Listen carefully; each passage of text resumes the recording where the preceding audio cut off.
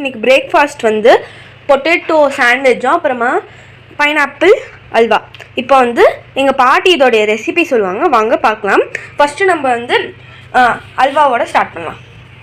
Hello guys, இன்றைக்கி எங்கள் வீட்டில் காலமே டிஃபனு ப்ரெட்டு பொட்டேட்டோ சாண்ட்விச்சும் பைனாப்பிள் கேசரி ரெண்டும் செஞ்சுருக்கேன் டிஃபனு.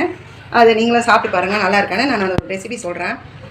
ஃபஸ்ட்டு வந்து பைனாப்பிளை நல்லா கட் பண்ணி எடுத்துகிட்டு அதை நல்லா ஸ்மாஷ் பண்ணி வச்சுக்கணும். துருவி எடுத்து வச்சுக்கலாம்.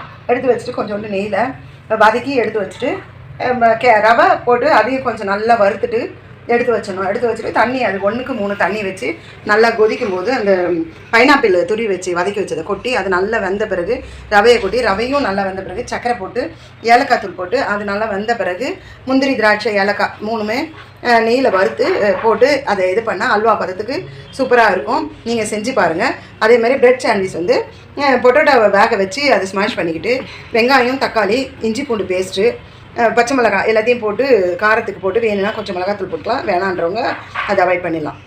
அது எல்லாத்தையும் போட்டு நல்லா வதக்கி அதை நல்லா இது பண்ணி அதை எடுத்து வச்சுட்டு ப்ரெட்டை வந்து வெண்ணெய் போட்டு ஓரெல்லாம் கட் பண்ணிவிட்டு வெண்ணெயில் வாட்டி இதை ஸ்டப் பண்ணி அதை மேலே எடுத்து இன்னொன்று ப்ரெட்டை வச்சு ஸ்டப் பண்ணி அது மேலே நம்ம ஆம்லேட் போட்டு ஆம்லேட்டு சீஸு எது வேணுமோ போட்டு அதை நம்ம தேவைக்கு தகுந்த மாதிரி சாப்பிட்டுக்கலாங்க.